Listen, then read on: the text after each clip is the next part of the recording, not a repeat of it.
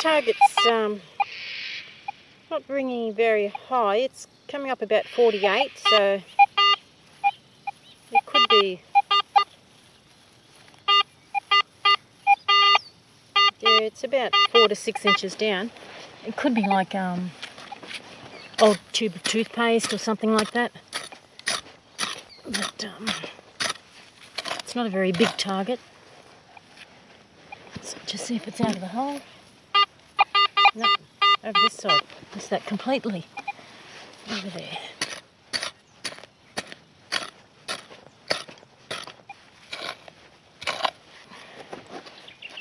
Okay.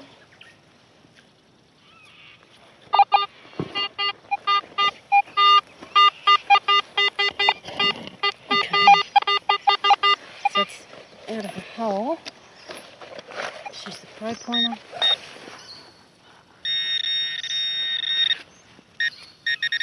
Oh, there it is. Actually, looks like a button. There you go. Yep, an old button. It's always a nice find. I'll see if there's any more. Maybe the rest of the shirt's there. Okay, so this one here's good solid signal at 78. Only about 5 centimetres down, so nice and close to the surface. It should be out now. Oh, that's nice.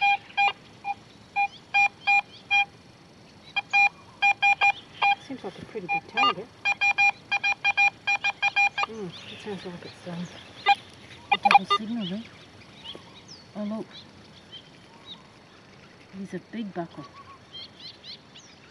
Yes,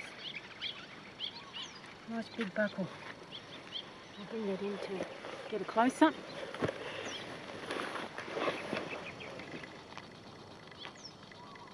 Yeah, nice big buckle. That was that double sound, you could hear it when it's going across there. Okay.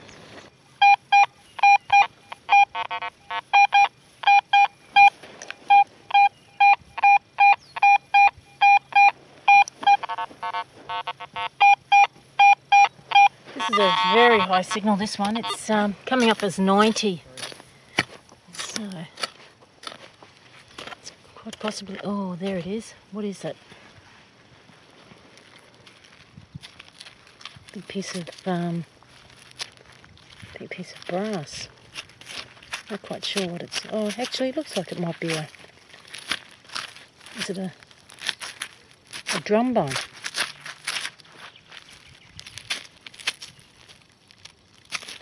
Yeah, I think it's a small drum bung. When I clean it up, I'll just find out for sure. But that's why it was such a big, strong signal. Okay, well, here's my first target of the day, other than a few 9mm projectiles that I've picked up and some fishing sinkers. It's a nice old webbing buckle, brass. Well, that's where we pulled up this morning. It's we just started. Got a couple of targets already. Colleen's just got a, I think she's just saying it's a washer. She thought it was something round and coin shaped. Is it a washer or a jungle button? No, it's a washer. Okay. Yeah. Righto. Well, it's not a new one, that's for sure. No. Okay, I got a good solid 76, 77 here. 15 centimetres. I've got the standard coil on the AT Pro. We'll go live on this one, see what we come up with. Look, it could be a big chunk of lead. I've got a few fishing sinkers that have jumped up to the 70s like that, so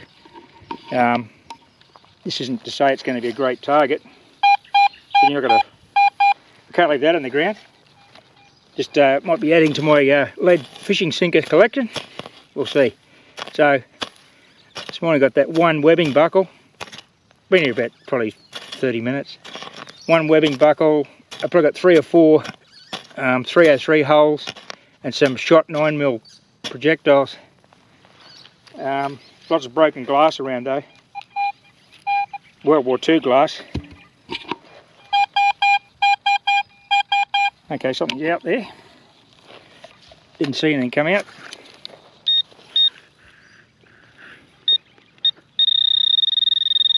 got here?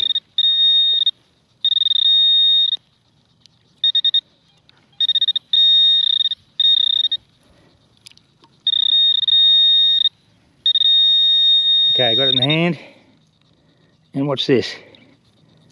Here's the target. That's a good looking piece of metal actually. I don't know what that is. Let's have a look. Now it's got some sort of pattern on the back. Looks like it's some sort of purpose to it. Looks World War II, but I've never dug anything like that, so I don't know what it is. But anyway, that was a, as you saw, a 76 from the top. Yeah, it's unusual that. Okay, well if I'm going to identify it, I'll subtitle that on the video. But we've got a check your hole scenario here. I was just about to fill it in, swung the coil over it, and up the top of the hole there, I've got an 82, 83. Cuts up in there. So drop off the top of the coil there. They're up in here somewhere, point of the pick. 82, 83, that's probably the highest number I've registered today. Let's see what we get.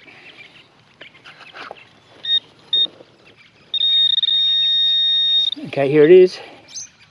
And it's a beauty. It's a World War II Australian Army button. Coat button. What a ripper. Let's have a look at it. We'll clean it up. It's got the shank on the back and all. Well, there's the button. As you saw, it was an 80, or you didn't see the target ID, but it was an 82.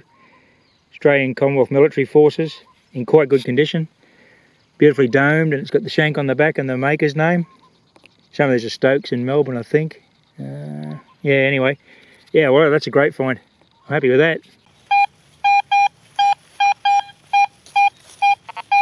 So that's showing 82, down about 10 centimetres. It could just be a bottle top, but might be something else.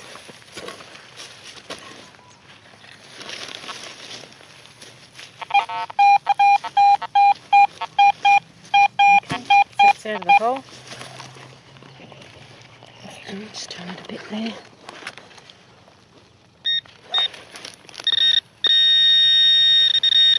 Something in there. Oh, it's a buckle. Oh. It's a bit different. It's just square really, isn't it? Hasn't got any tongue in it or anything. Yeah, that's nice. And I've already dug this target, and it's a 303 bullet. It's the complete bullet. So yeah, it's a nice one. I've checked the hole, there's nothing else in it, so just that one, but it was a big signal, I guess by the size of it and everything. Yeah, okay. Okay, here I've got another signal. It's a nice signal, 78 to 80. Oh yeah, 78. And down about 10 centimetres.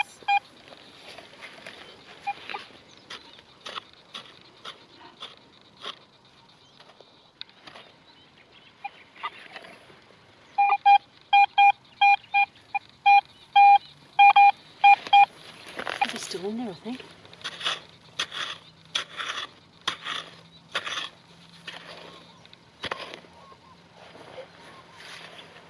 Okay. Yep, out of the hole over here.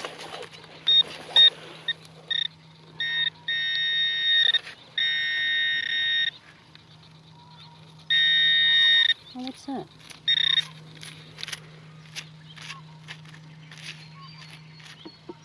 Righto, I've got high hopes for this one. It's a 76. There's a layer of coarse sand, and now I've got through some black silty topsoil. So the overlay of sand is from the lake action over the years. And so this target is down in the old natural ground here, which I like. So it's going to be a World War II target. It's not going to be a modern one. And with a tone ID like that, and it's out of the hole already, let's have a look where it is. Okay, it's on the side of a mullock heap there. See if we can isolate this with the Pro Pointer.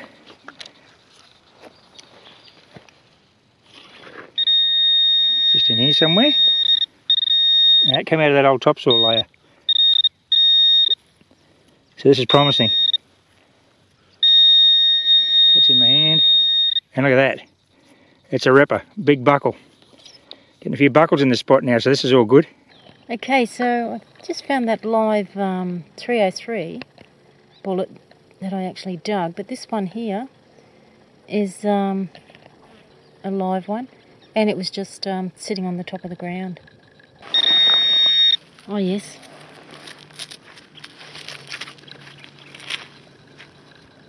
Another 9mm. Oh.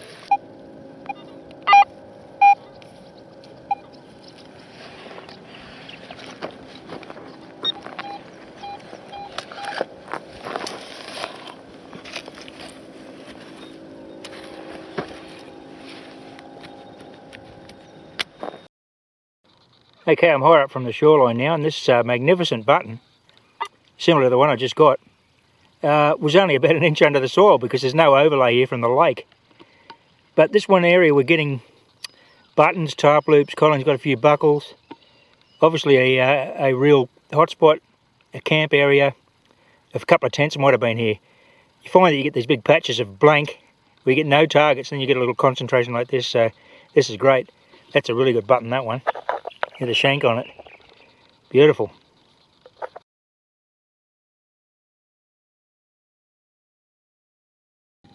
Can hear Colin beeping away in the background. She's got a patch of tarp loops and grommets, but she's got some pretty high tones in there, so she's persisting. And I've just got a silver coin on the side of this little track. That's just how I was exposed to it. It hasn't been disturbed yet. It's a little threepence. Let's hope it's a World War II find. We do, like our last trip in here, we found some 1950s coins because it's been used as a picnic area since the dam was built in the 50s, but that's a nice little coin, that one. Sterling silver. Sheaf of wheat, yeah. Okay, we'll see if we can get a date off that and determine whether it's sterling or it's 50%. Okay, there we go. As you can see, it's a 1942 Australian threepence. The little D under the 2 there, Denver mint. So it's minted in the United States and dropped here 70 years ago and dug up right now. That's a great find. I'm really happy with that. And my next recovery is a live 9mm. I've got a very high tone 7980 underneath this old bit of driftwood here, and I flipped it out, and the 7980 was in the bottom of that hole there where the detector coil is next to. I'll just show you what I've got. And here it is. It's a beautiful webbing clasp off the end of a webbing belt. No wonder it's such a high signal. It's a beautiful bit of brass. Nice. Here's my next target. It's a jungle shirk button in magnificent condition. That was a 68, 67. That number abounds in this area with the 303s and the ammunition and cut brass and copper, but dug that one and was rewarded with a nice jungle shirt button. Well, as you'll appreciate, this is a very big signal. I dug it anyway. I don't normally dig the big signals up here because they can be UXB, but look at what it is. It's a beautiful old World War II Dixie dropped in situ. Don't know if the bully beef stew will still be in there, but yeah, handle in situ, all our aluminium pan. Nice one. Here's my next target. It was a 73 signal. It's a safety razor head. That's in quite good nick actually, isn't it? After being all that 70 years underwater and in the bush now. Next relic's a World War II fork. You can tell by the very long prongs on it. Not complete, but it's still got some of the electroplate on it. Don't usually find them like that. Well, my apologies, I didn't film this one live. I've been digging for the last 20 minutes a lot of brass rings in the 76, 77 range. I just assumed this was another one. A little silver coin popped out. It's another 42D Denver mint Australian threepence. So that's 2 silvers for the day, both sterling. And that was quite a surprise when they came out of the ground. Love that. Right, I was back there at the Land Rover setting up the luncheon. Colin called me back down. Now she's got a spoon. That was a pretty good detecting. It was standing up on it like vertically, was it? Yeah, it was actually standing up that way. Oh, cool. Yeah, and then also a tube of tooth. That looks like a pana or something from the war. Yeah. That's nice. Well, gee, we found a lot of targets in this little area here. You got that big patch of 9mm. I'll show you those 9mm later. Yep. Just over to our left there. All live 9mm. Yep. And now we've got a spoon and some toothpaste. I just got that fork back over behind us and the threepence. That looks like you've got everything, is it? Yeah. Oh, that's some good detecting with that little coil. That's good. Yeah. Right, we're just going to do a bit of a lunchtime wrap here. Colleen's wants to show me what she's got in a pouch. She's got a lot of 9mm, I know that. She spent about an hour digging a patch of 9mm. This is heavy, this pouch.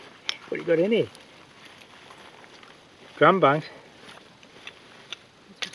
Spoon.